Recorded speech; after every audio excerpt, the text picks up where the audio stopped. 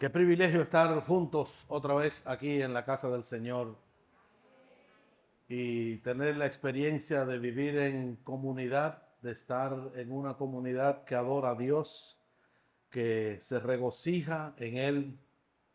No sé cuántos de ustedes han entendido la profundidad de la letra que hemos cantado hoy. Uno de los, bueno, todos, pero uno de los cánticos, el primero creo que es Camino, él está cerca de mí. Dice, no hay llanto, no me sé la música todavía, no hay llanto, no hay más dolor, no hay muerte, justamente porque Él conmigo está. No hay noche, no hay aflicción, no hay culpa. Bueno, cómo entendemos la profundidad de esta experiencia de decir que soy cristiano bajo la experiencia de la promesa que nosotros tenemos en Dios? Es que muchas veces queremos vivir nuestra vida de acuerdo a ciertos estándares que suceden a nuestro alrededor, que ya están predeterminados, que alguien dijo, así es como se debe vivir, y todos nos hemos ido tras ese camino. El pasaje que vamos a estudiar hoy es Gálatas capítulo 3, versículo del 1 al 14. Y el punto principal aquí es, ¿soy aceptado?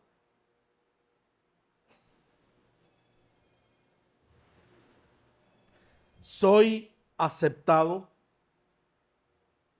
Vamos a orar. Padre, te agradecemos infinitamente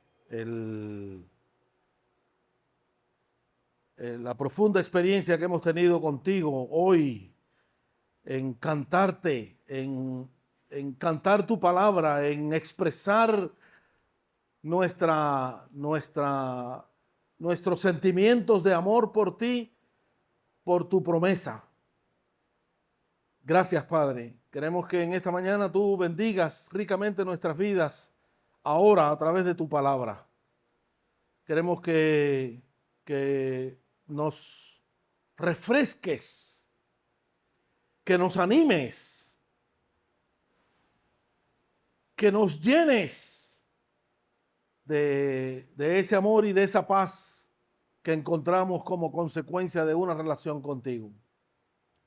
Así que ayúdanos a entender, Señor, qué posición tenemos delante de ti, qué tú has logrado con nosotros a través del sacrificio de Cristo en la cruz. Confiamos en ti, en el nombre de Cristo. Amén. Les dije que íbamos a ir Gálatas capítulo 3, versículos del 1 al 14. Posiblemente muchos de ustedes tienen la versión Reina Valera 1960, la más común. Una versión muy buena, por cierto. Pero permítanme leerla en una versión diferente, la nueva versión de las Américas. Entonces les pido por favor que sigan la lectura que vamos a tener en esta mañana de este pasaje. Lucas capítulo 3, versículo del 1 al 14. Y dice Pablo, oh Gálatas,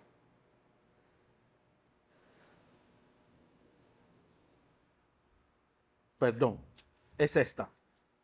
Oh Gálatas tontos.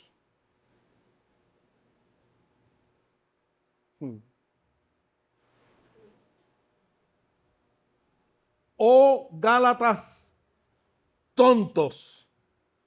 ¿Qué pasará ahora? ¿Por qué razón Pablo le está diciendo tonto a un grupo de creyentes? ¿Quién los ha hechizado? Pues el significado de la muerte de Jesucristo se les explicó con tanta claridad como si lo hubieran visto morir en la cruz. Déjenme hacerle una pregunta. ¿Recibieron el Espíritu Santo para obedecer la ley de Moisés? Claro que no. Recibieron el Espíritu porque creyeron el mensaje que escucharon acerca de Cristo. ¿Será posible que sean tan tontos? Después de haber comenzado su vida nueva en el Espíritu, ¿por qué ahora tratan de ser perfectos mediante sus propios esfuerzos? ¿Acaso han pasado por tantas experiencias en vano? No puede ser que les haya servido de nada. Vuelvo a preguntarles, ¿acaso Dios les da el Espíritu Santo y hace milagro entre ustedes porque obedecen la ley? Por supuesto que no. Es porque creen el mensaje que oyeron acerca de Cristo. Del mismo modo, Abraham creyó a Dios y Dios le consideró justo debido a su fe. Así que los verdaderos hijos de Abraham son los que ponen su fe en Dios. Es más, las Escrituras previeron este tiempo en el que Dios haría justos a sus ojos, a sus ojos de los gentiles por causa de su fe. Dios anunció esta buena noticia a Abraham hace tiempo cuando le dijo: todas las naciones serán bendecidas por medio de ti. Así que todos los que ponen su fe en Cristo participan de la misma bendición que recibió Abraham, otra vez por causa de su fe. Sin embargo, los que dependen de la ley para hacerse justos ante Dios están bajo la maldición de Dios. ¿Ustedes siguen esta lectura?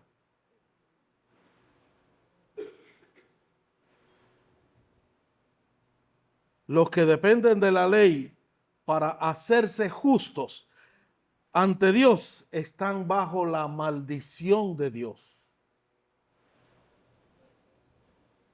Porque las Escrituras dicen: maldito es todo aquel que no cumple ni obedece cada uno de los mandamientos que están escritos en el libro de la ley de Dios.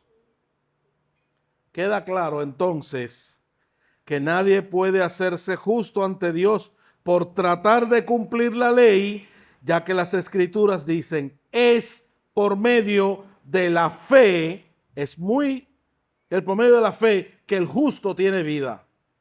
El camino de la fe es muy diferente al camino de la ley, que dice: es mediante la obediencia a la ley que una persona tiene vida.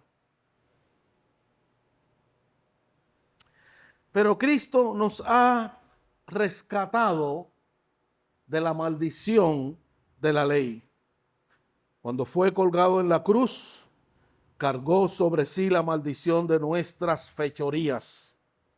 Pues escrito está: maldito todo el que es colgado de un madero. Mediante Cristo Jesús, Dios bendijo a los gentiles con la misma bendición que le prometió a Abraham. Así que los que creyeron pudieron recibir por medio de la fe al Espíritu Santo prometido. Bueno, lo que acabamos de leer es una versión, es una paráfrasis que explica mucho mejor lo que está diciendo Pablo aquí en Gálatas capítulo 3. Es una expresión de la lucha que existe entre todos los creyentes sobre qué obedecemos. Primero, si es importante obedecer la ley, sí, pero obedecer la ley, dice Pablo, no nos hace justos. Sencillamente obedecemos la ley y nos hace personas buenas. Pero está diciendo Pablo, hay 614 mandamientos en la ley del Antiguo Testamento. Y Pablo está diciendo, La ley es para que sea cumplida toda. Si hay uno de los mandamientos que no cumples, no has cumplido ninguno. Entonces eso queda demostrado que ningún ser humano es capaz de obedecer la ley. Por tanto, ningún ser humano es capaz de ser justificado por su esfuerzo en cumplir la ley. Por eso nos salta la pregunta: ¿soy aceptado? ¿Soy aceptado? La renovación espiritual implica conocer y comprender la verdad del Evangelio y aplicar estas verdades a nuestros corazones en forma muy profunda. No solo aprendemos el Evangelio cuando nos convertimos, esa buena noticia de aceptar a Cristo como nuestro Salvador. Esto es el punto de partida. Pero Pablo dice que el Evangelio hace su obra redentora en nosotros en la medida que entendemos toda la verdad del Evangelio. Es decir, el Evangelio no se concreta únicamente al momento de la salvación, de reconocer a Cristo como nuestro Salvador personal, que somos pecadores, Él nos perdona. El Evangelio continúa siendo la buena noticia que nosotros debemos escuchar. Podemos vivir en torno a la verdad del Evangelio y no entenderlo. Era la experiencia que estaba atravesando Pablo con aquellos Gálatas. ¿Cómo son tan insensatos? ¿Cómo son tan tontos? En otra versión dice, ¿por qué se desviaron del camino correcto? La cuestión del Evangelio no es únicamente una razón que alguien da. La razón, la experiencia del Evangelio es un compromiso de que toda nuestra vida tiene que estar afectada por el Evangelio. Cuando tú tienes un problema, pregúntate, ¿cómo el Evangelio me ayuda a resolver este problema? Cuando tú tienes una crisis en la vida, pregúntate, ¿qué herramientas hay en el Evangelio para yo resolver esta crisis que tengo en mi vida? Solo en la medida que el Evangelio se aplica. Ya Alexis decía la semana pasada, el problema no está en entenderlo únicamente, sino en cómo lo aplicamos a nuestra vida. Y se queda como se quedan otras partes de la Escritura que son tan importantes en una parte de conocimiento y nunca más vamos a ir. ¿Cómo aplicamos a nuestra vida el Evangelio? Por eso, cada día el discipulado en el cual nosotros nos involucramos tiene que ser un discipulado que transforme el corazón a través del Evangelio.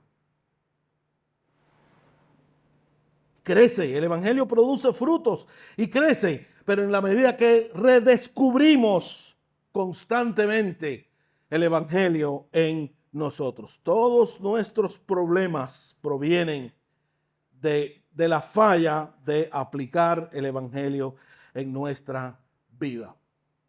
Pero llega el momento en el cual tenemos que decidir cambiar. Y estoy seguro que muchos de ustedes, como me ha pasado a mí, hemos parado un día en alguna situación, frente a alguna situación y decimos, tengo que cambiar. Y hay algunas decisiones que tengo que tomar. Bueno, ¿en qué momento una persona decide cambiar? Por ejemplo, cuando hay un fracaso en la vida que tú no tienes previsto.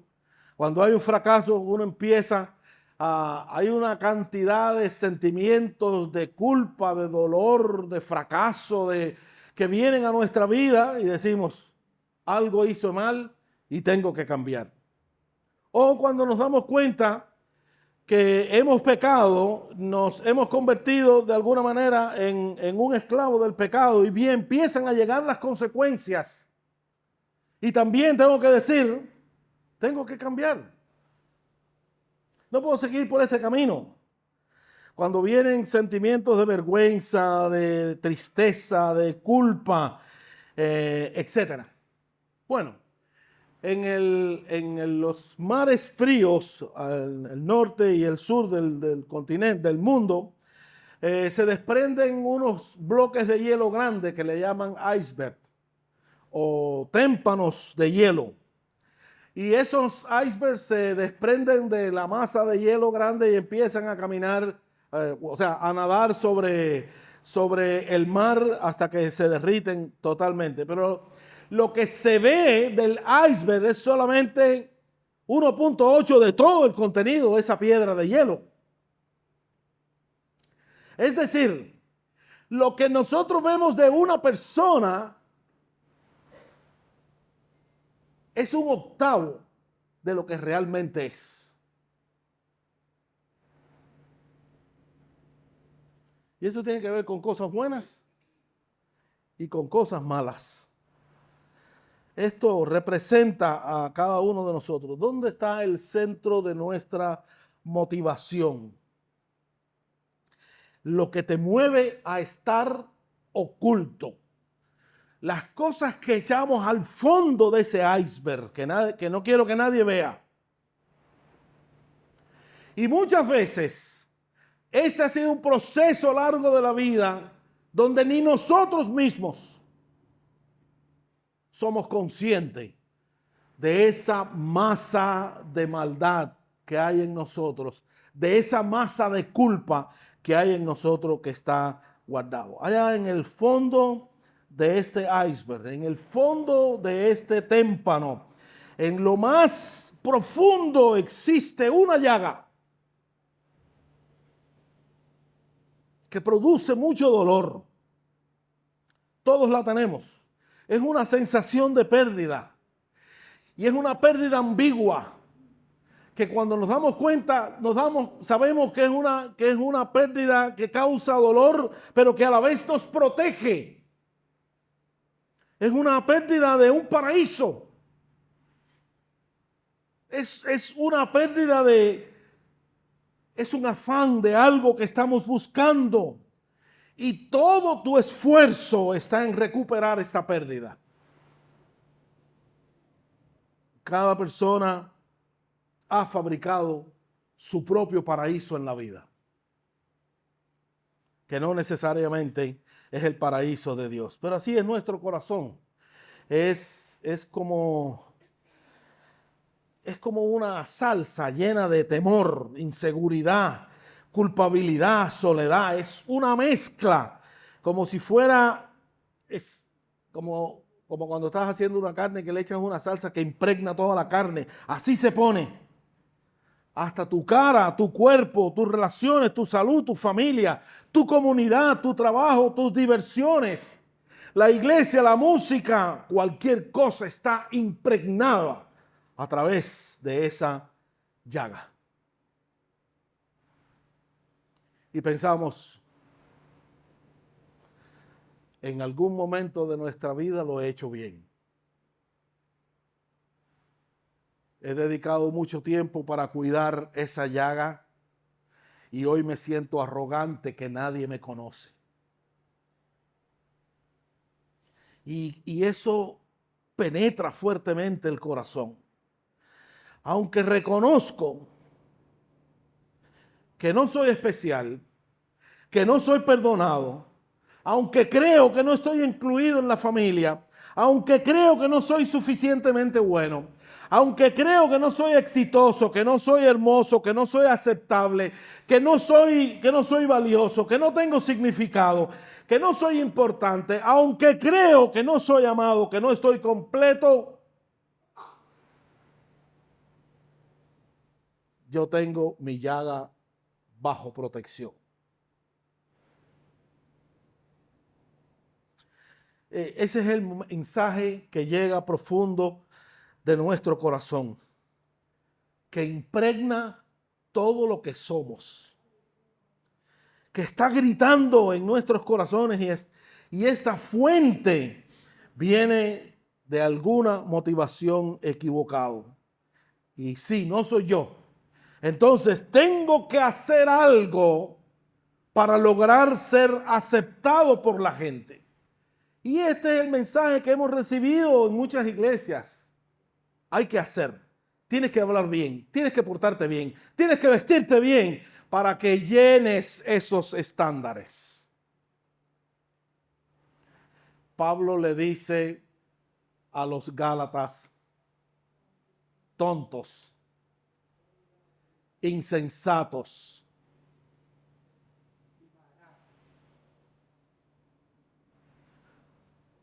Nos convertimos en esclavos de nuestra propia llaga.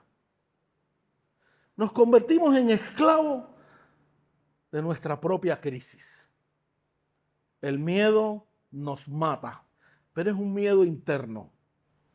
Aprendemos que hay un protocolo para todo. Cuando cumplimos ciertas cosas, creemos que somos aceptados. Cuando hacemos algo bien hecho, creemos que somos aceptados. Si te equivocaste, no eres parte de esto. Cuando no lo cumplimos, somos juzgados, somos marginados, porque no estamos dentro de la familia. Como adultos, siempre nos asesoramos de que el hecho de esta mañana está correcto. ¿Cuántos de ustedes se pusieron una ropa diferente para venir hoy a la iglesia? Sean sinceros, aunque sea levántenme la mano. ¿Por qué? ¿Por qué? ¿Por qué se pusieron esta ropa tan linda? Porque vienen a la iglesia. Y ojalá ese sea el mejor sentido. Y no es, tengo que ponerme la ropa linda porque si no la gente me critica. Me tengo que poner bien vestido porque si no estoy bien vestido, no aplico para la gente que va a la iglesia. ¿Cómo ustedes esperan que se presente aquí el predicador? Bueno, tengo que esconder mis tenis detrás de estas maticas de flores. Porque hay una serie de estándares. ¿Habla bien o habla mal? ¿Es pobre o es rico?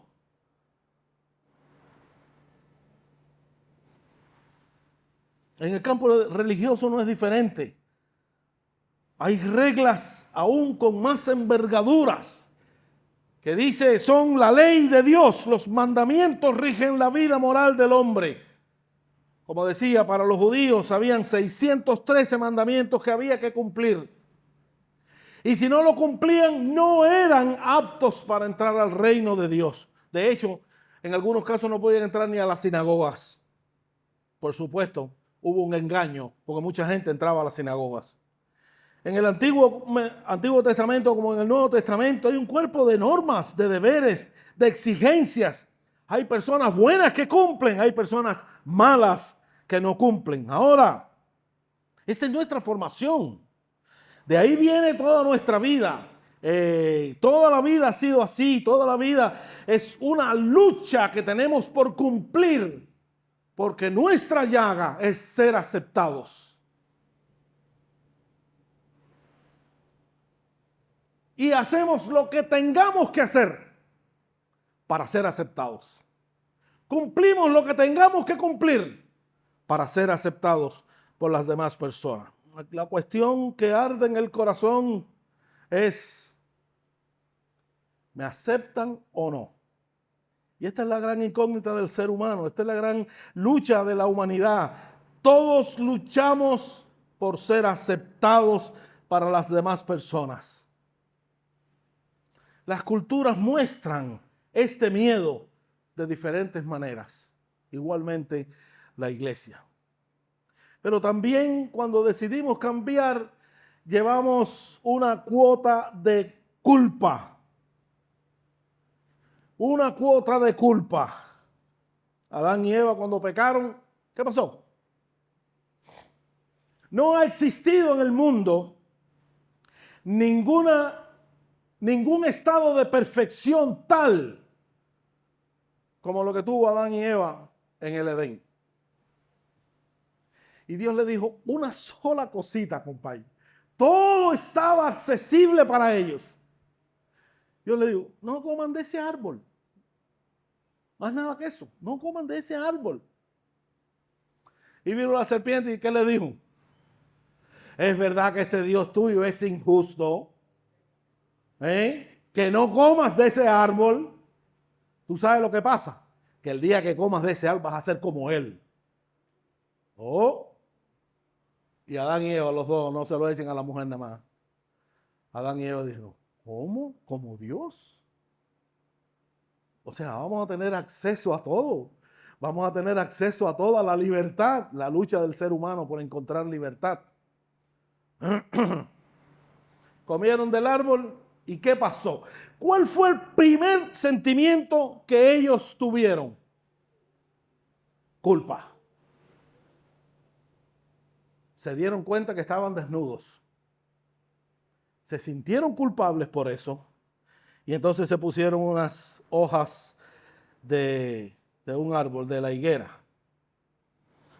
Y con ellos cayó toda la humanidad. Y todos hemos perdido nuestra aceptabilidad original. Y el resultado es un sentido de vergüenza. Me escondo de las demás personas. Igual que Adán y Eva. Salió Dios a buscarlo. ¿Dónde están? Yo te veo aquí todos los días. Y ahora no estás. Tratamos de ser aceptables. Y luchamos por eso. La princesa Diana de Inglaterra, una historia trágica, fue criada bajo las mejores condiciones posibles en esta tierra. Asistió a los mejores colegios, tuvo los mejores tutores, era una mujer bellísima, una personalidad carismática. A pesar de esto, muy rica, y a pesar de esto, era de sangre real. Pues consiguió atrapar al soltero más importante del país. Tuvieron una boda muy importante. Un día será reina.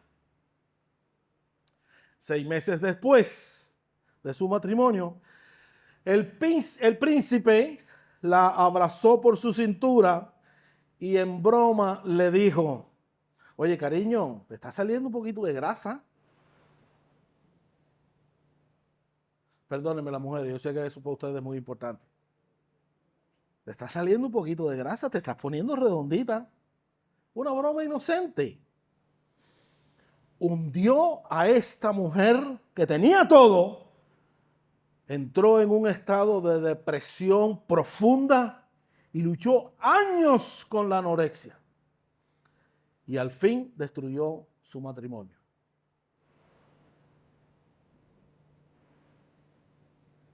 Todos tenemos esta misma lucha hoy. Todos tenemos esta misma lucha hoy. La lucha de ser aceptados. A esto la Biblia llama justicia. A esto la Biblia llama justicia. Porque la estrategia del discipulado que se enfoca en lo externo, en nuestro esfuerzo propio, produce cristianos orgullosos cuando se desempeñan bien o deprimidos cuando no pueden vivir la vida a esa altura que le ponen los demás. Una estrategia de discipulado que se enfoca en la transformación interior, que luego produce acciones externas, produce personas centradas en Cristo, porque ven cuando necesitan a Jesús todos los días y todos los días van a Él. Bien entendida, la gracia nos motiva a la obediencia desde el gozo agradecido y obedecemos para que Él nos vea bien en Jesucristo. Muchos cristianos tratan de crecer en su fe y madurez en una manera que ignoren la gracia de Dios, como si fuéramos salvos solamente por gracia, pero crecemos por nuestras obras. Esto niega la gracia salvadora de Dios y conduce a una vida legalista. Tito capítulo 2 versículo 14. Porque la gracia de Dios se ha manifestado trayendo salvación a todos los hombres, enseñándonos que negando la impiedad y los deseos mundanos, vivamos en este mundo sobria, justa y piadosamente, aguardando la esperanza bienaventurada y la manifestación de la gloria de Dios, de nuestro gran Dios y Salvador Jesucristo, quien se dio a sí mismo por nosotros. Y escuchen esta frase: para redimirnos de toda iniquidad y purificar para sí un pueblo para posesión suya, que haga buenas obras. De manera que el esfuerzo que nosotros hacemos para acercarnos a Dios y tratar de encontrar su complacencia, su aceptabilidad, no tiene que ver con nuestras obras. Pablo le dice a los Gálatas: no es asunto de hacer lo correcto, es asunto de entender que yo estoy por encima de tu llaga.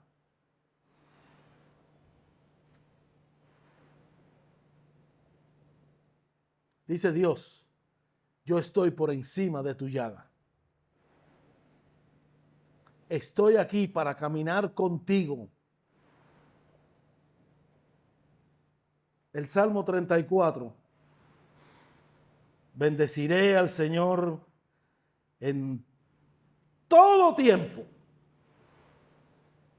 Bendeciré al Señor en todo tiempo. Continuamente estará su alabanza en mi boca. En el Señor se gloriará mi alma. Lo oirán los humildes y se regocijarán. Engrandeced al Señor conmigo y exaltemos aún a su nombre. Busqué a Jehová y él me respondió y me libró de todos mis temores. Los que a él miran son iluminados. Sus rostros jamás serán avergonzados. Este pobre clamó y el Señor le oyó y le salvó de todas sus angustias. El ángel del Señor acampa alrededor de los que le temen y los rescata. Probad y ved que el Señor es bueno.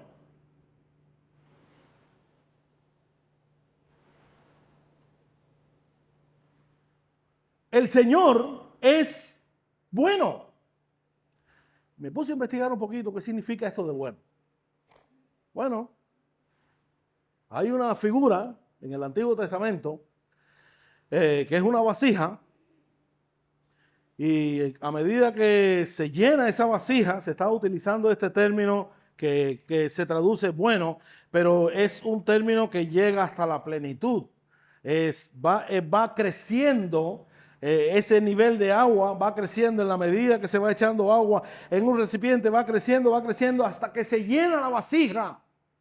Pero hasta ahí no llega la explicación de este término. No, sigue entrando agua y la vasija se derrama. Dice el salmista: Dios es bueno. Se derrama en tu vida hasta que se bota.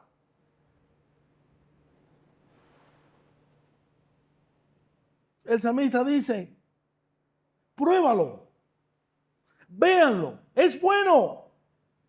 Cuán bienaventurado es el hombre que en él se refugia. Tened al Señor todos sus santos, pues nada le falta a aquellos que le temen. Los leoncillos pasan necesidad y tienen hambre, mas los que buscan al Señor no conocerán la maldad.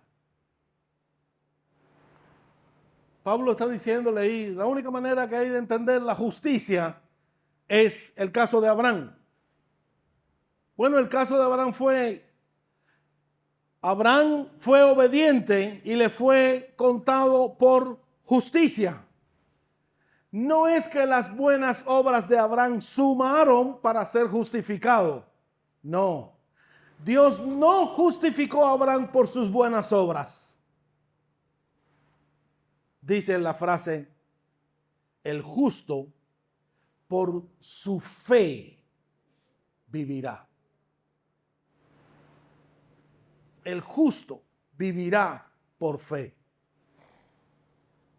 De la única manera que nosotros tenemos para revertir este iceberg, ese témpano de hielo, y que Dios sane esa herida, es cree que Él lo puede hacer en fe. Pero por otro lado, la provisión está hecha. La provisión se hizo en la cruz del Calvario. Por nuestro pecado, Dios descargó toda su ira, que era para nosotros, la descargó en su Hijo. A nosotros no nos llegó nada de la ira de Dios. Todo fue para la muerte de su Hijo. Al punto que su Hijo dijo, ¿por qué me has abandonado? Pero después dijo, está hecho. Ahora todos tenemos libre acceso a la presencia de Dios. Tienes libre acceso a creer que Él puede tocar tu llaga. Y esa es la buena noticia que nosotros tenemos. Esa es la buena noticia que nos llega a todos. Es la noticia de ver que hay posibilidades. Que tú y yo tenemos las mismas opciones. Y es creer por la fe en lo que Cristo hizo. No es otra cosa, no es otro camino, no es otra manera de resolver el asunto, no dependas de las obras, depende de Dios. Dice la Biblia que nuestra justicia, nuestra propia justicia, ¿qué es en Jeremías? Trapos de inmundicia. Trapos de inmundicia. Lo bueno que nosotros hacemos para lograr ser aceptado por Dios es trapos de inmundicia. La opción que Dios nos da es el camino de la fe. Cree que Dios lo puede hacer. Eso destruye todo nuestro armamento. Eso destruye todo. Eso acaba con todo lo que nosotros pensamos que es bueno. Y en la medida que avanzamos en nuestra carrera de la fe, nos damos cuenta que la cruz se acerca a nosotros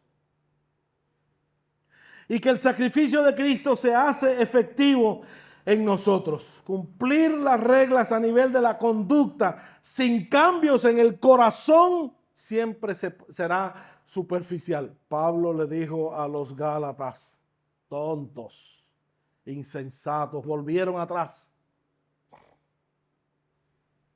Yalex hizo mención el domingo pasado a la discusión con Pedro. Eso fue una bronca fuerte. Pedro tambaleó y se puso Pablo le dijo, no, este asunto es por fe, no es por obras. Las obras no te acercan a Dios. Las obras tienen que ser consecuencias de un corazón transformado por la gracia de Cristo. Entonces la invitación de hoy es la justicia de Dios. Es el más grande problema que nosotros tenemos. Lo único que tenemos que hacer es creer en Él. Gálatas, insensatos, ¿por qué lo hicieron? Hermanos, enfrentamos la culpa, enfrentamos el dolor, enfrentamos la crisis, enfrentamos el sufrimiento. Es parte de nuestra vida. Posiblemente Dios no quiera que salgas de ese sufrimiento. Lo único que Él quiere es que tú le veas a su lado, a tu lado. Él está caminando contigo. Porque la buena noticia es que un día todo eso va a desaparecer. Y en el medio del sufrimiento tú puedes tener paz.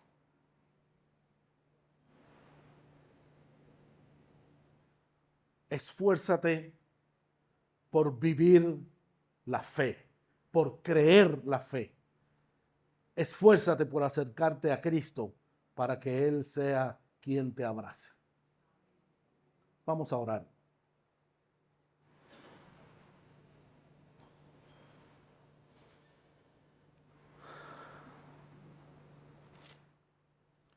Gracias, Señor, por todo el cuidado que tienes para nosotros. Gracias, gracias por tu paciencia.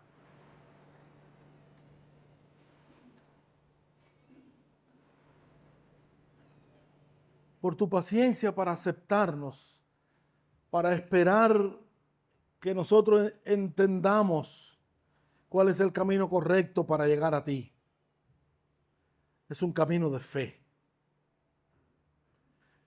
Es un camino de creer, no de dudar. Es un camino de esperanza. Es tu camino. Y todavía tus brazos están abiertos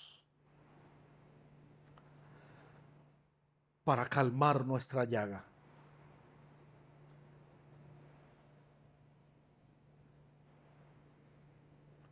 Todavía tus brazos están abiertos para quitar la mentira de la culpa.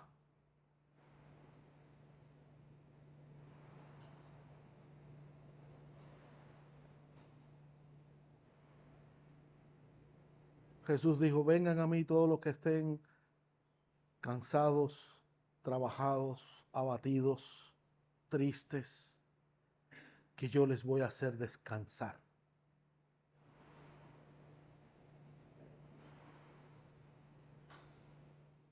Te ruego, Señor, que en este momento trabajes en cada uno de nuestros corazones,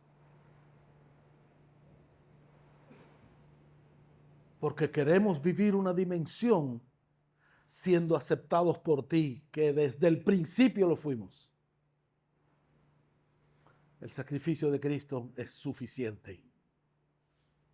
Creemos eso y hacia ti vamos. Gracias por esta iglesia, estos hermanos. Bendíceles en el nombre de Jesucristo.